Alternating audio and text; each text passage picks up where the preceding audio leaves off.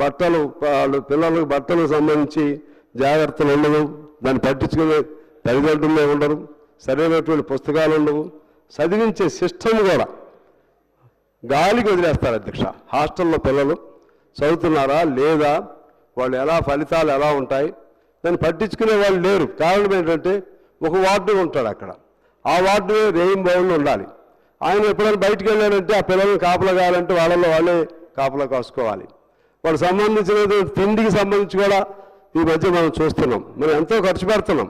నేను అనేది ఈ గవర్నమెంట్ ఆ గవర్నమెంట్ అనేది కాదు అధ్యక్ష, తరతరాలకు వస్తున్నటువంటి సిస్టమ్.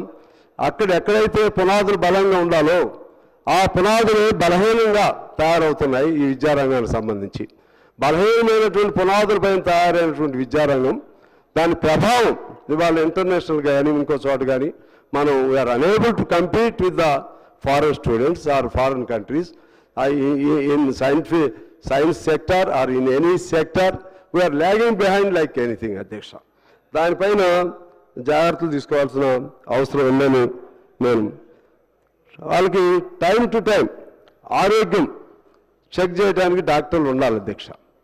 అట్లీస్ట్ రెండు మూడు హాస్టల్స్కైనా ఒక డాక్టర్ రెగ్యులర్గా ఉండాలి. ఉండి చాలామంది డాక్టర్లు ఖాళీగా ఉంటున్నారు, నియామకం చేయొచ్చు.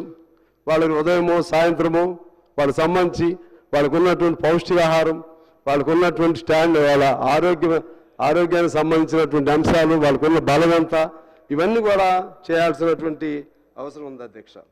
అదేవిధంగా